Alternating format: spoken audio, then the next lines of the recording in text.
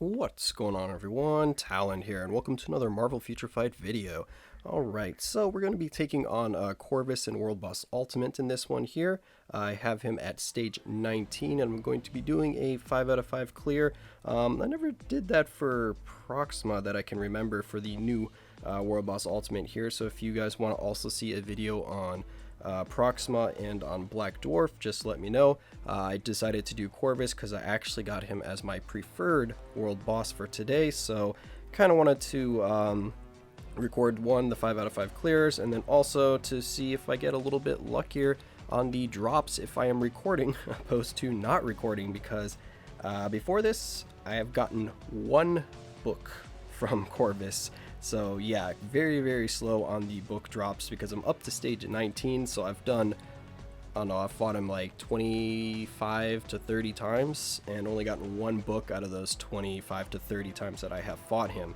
But anyway, before we go ahead and jump into the actual fights themselves, we're going to go ahead and show the characters that I used. So as you can see down here, we have 6 characters starred, and those are just basically the characters that I used that did kind of the main DPS or a majority of the damage during the fights. So first battle here, we have War Machine is going to be our leader. Used him to finish getting his potential. As you can see, we did finish finding the potential for him, so very nice. So he was one that was doing kind of the main damage. We have Power the Angry Hulk on him, and then we also have a 160 damage proc with Ignore Defense. Go ahead and show these stats here. So that's what my War Machine is looking like while I did the fight. And then with War Machine, that's why there's 6 of them here. With War Machine, we had Rogue as well. And Rogue is also doing a lot of the DPS during the fight, but she's also there just kind of, one, because she is the character you need to beat stage 19 with 5 times to unlock stage 20. And also because she has more survivability than War Machine, so I can kind of just switch to her when War Machine gets into trouble, and then use her for a while, switch back to War Machine, do a little bit DPS. But anyway, we have Overdrive on her, and then we do have a 140 proc with Immune to Guard Break, and here are her stats. So that's what Rogue was looking like during the fight. And then after that, I believe we had used Archangel as our main DPSer. I don't remember exactly who I used as leadership and all of that. But he was the one that was doing the bulk of the damage. We have Overdrive on him, and we have a Immune to Guard Break with a 120 proc. Here are his stats. And then after that, we used Bucky here. So we have Winter Soldier. We have Power the Angry Hulk on him, and then we have a 200% proc with Dodge. And I did play quite sloppily with Winter Soldier because I was like, oh, this is just going to be an easy clear. I'm just going to goof around.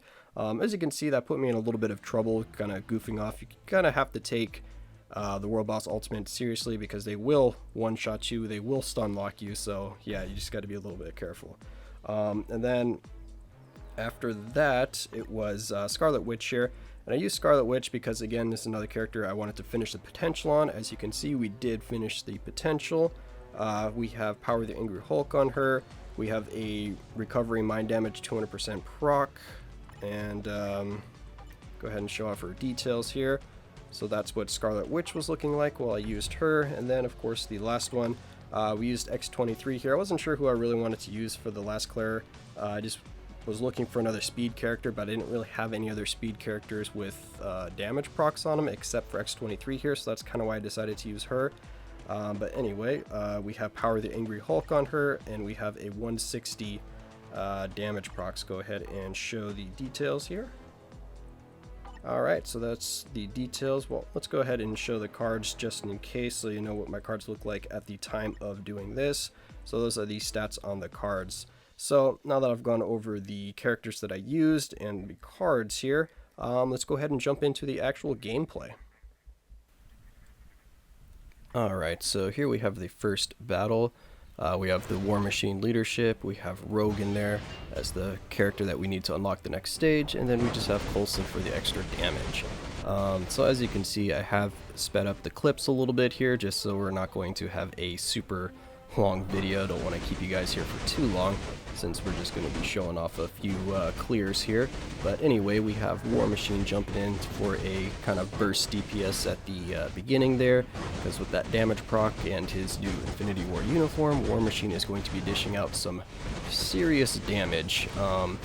He is having his damage reduced because he's not a speed type, but as you can see, it doesn't really affect the damage too much here at this particular stage, and also based off of my raid level is helping, of course, as well. So keep that in mind, that if some of these characters look like they're doing a lot of damage, if they're even, you know, not known for doing high damage like Rogue, I can clear this stage with Rogue if I'm lucky, like on just using Rogue, but I have to get pretty lucky with the damage procs on her, because she'll run out of time if not. But she is capable of clearing this stage on her own with my current raid level and the current build that I have for her if I line up the damage proc properly.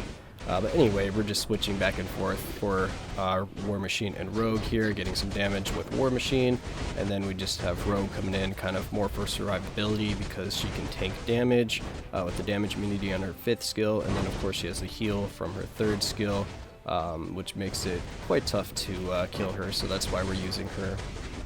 But as you can see, we're getting through here quite nicely. It is taking a majority of the time, because as you can see, we are down to 1 minute and 45 seconds left. And here we go, get the killing blow with Rogue. There we go.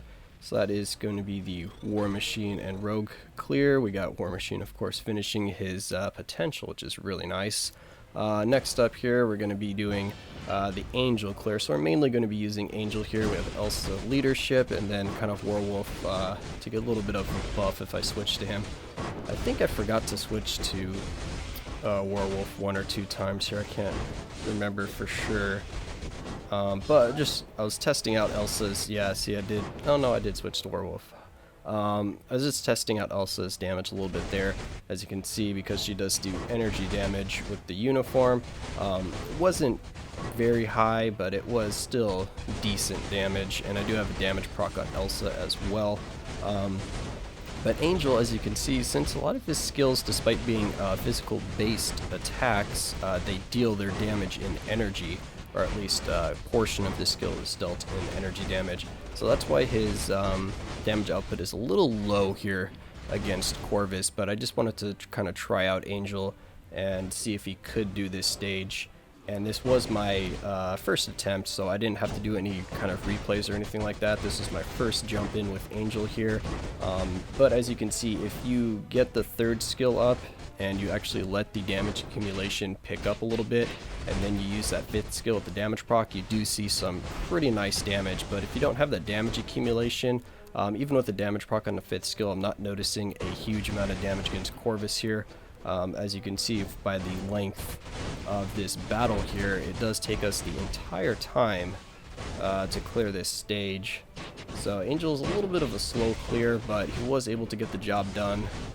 But like I said, it's a little bit difficult, so you mainly want to go with physical damage characters, even if they are physical attack as their main stat, but if they deal energy damage as the output of the skill, then you kind of want to avoid those characters. But yeah, we still have 4 bars left here, so I just need to pick it up a little bit with Angel. Yeah, Angel is good survivability though. As you can see, we did almost die there with him, but then we used the 3rd skill, picked up some of those healing gloves from Anti-Venom, and we're able to continue on. So yeah, see, only 38 seconds left, so it did take us quite a while for Angel here. And as you can see, we did find a book. Yes, so having Corvus here as our preferred world boss so far is paying off. We found a book. I was so excited because it's the 2nd book that I've gotten, so hopefully my book luck is turning around is what I was thinking here. So now we're just doing the Winter Soldier clear here. Normally Winter Soldier will be able to do this a lot quicker than I'm making it look right here, because I'm not really timing my damage procs very well. I'm just kind of taking my time, just walking around a little bit, kiting, waiting for my skills. So I'm not really taking the battle too seriously, just because I know Winter Soldier has really good DPS, and I shouldn't really have any problems here, so that's kind of why I was just kind of goofing around a little bit. I wasn't really trying to avoid too much. I was basically just using the skills when they came off of cooldown, and then as you can see right there, I almost got him killed by running in and just using the skills randomly. So yeah, almost got myself in trouble there, so I had to switch to Spider-Man. So I'm just using Spider-Man to stall a little bit, get a little bit of damage in, but of course still using his Homecoming uniform. He's not going to have the really high damage output of his Infinity War uniform, so he's not really going to be able to finish this fight off for me. So that's why we're switching back over to Winter Soldier here, trying to heal him up a little bit, do a little bit more damage. Got him down to his last bar here, and then I think I make one more mistake. Yeah, I made one right there. At the very end, I got hit by the pinwheel attack and lost Winter Soldier, but Captain America was able to finish it off, and boom, we did get another book. So having him as the preferred world boss is really paying off today, so I'm very excited about that because I'm pretty sure Spider-Man is going to be the first tier 3 that I get. Captain America probably has a better tier 3, but I like Spider-Man better. I've never been a huge Captain America fan. That's kind of why I'm going towards Spider-Man. I just like Spider-Man as a character more, so it's nothing to do with the actual tier 3s themselves or the power level of the character. So now we're just going in with Scarlet Witch here. Don't really need to say too much about this fight. With this new uniform, she is just a beast. So we're just trying to line up that damage proc with the 4th skill, get massive damage, and of course, as you can see from Corvus just standing there the entire time, that is because of the mind control on the 4th skill. You don't really have to do much of anything, and if I did have the mind control going right there, it would have even canceled him out of that kind of cutscene animation where he starts throwing those unblockable attacks. So yeah, pretty easy clear for her despite being an energy damage character and not being a speed character. Her damage output is high enough that it doesn't really matter too much. So yeah, and I was using her to get the last bit of potential that I needed for her, which is the main reason why you're seeing a Scarlet Witch clear here, or else I might not have. But boom, another book. This is being an amazing clear right here. So either recording these clips gave me good luck, or just having us as a preferred world boss was really paying off this time around. But anyway, we're doing the last clear here with X-23. Thought it'd be fun to use her because I got her all leveled up, and I don't really use her too much in kind of like other game modes, but she's a really fun character to play, so that's why I decided to do a clear with her. I just have Beast to get the leadership past the buff, and Shuri just because I had her left over, so why not? X-23 has good damage, but not crazy high, but really good for a speed character, so she's able to get through here pretty easily, and of course having her passive healing helps to keep her alive, so pretty nice clear for X-23. So anyway, while we let X-23 go ahead and finish out the clear here, go ahead and let me know if you guys want to see a clear of like the other world boss ultimates, because I know I have not done even Proxima, and she's been out for a long time. Didn't really feel kind of like the need to do it, since it was kind of like, well, I was just going to show clears, or if you guys want me to actually talk about kind of like my thought process in going about the fights, like where I decide to place the characters, what attacks to dodge, that kind of thing, or if you just like seeing kind of the clears like this where I'll either just talk about the character, or I'll just let the gameplay go and just add some music in the background so you don't even have to hear me talking over it. So anyway, just let me know what you guys want to see, or if you want me to even revisit Corvus here and use different 5 characters, or if you have a character that you think might be able to clear it and want me to try that character. I'm not guaranteeing I'll be able to clear it with that character, but if you have some ideas for me on what characters you would like to see me attempt some of these stages with, feel free to let me know. But anyway, that's going to be it for this video. I hope you guys enjoyed, and of course I will catch you in the next one.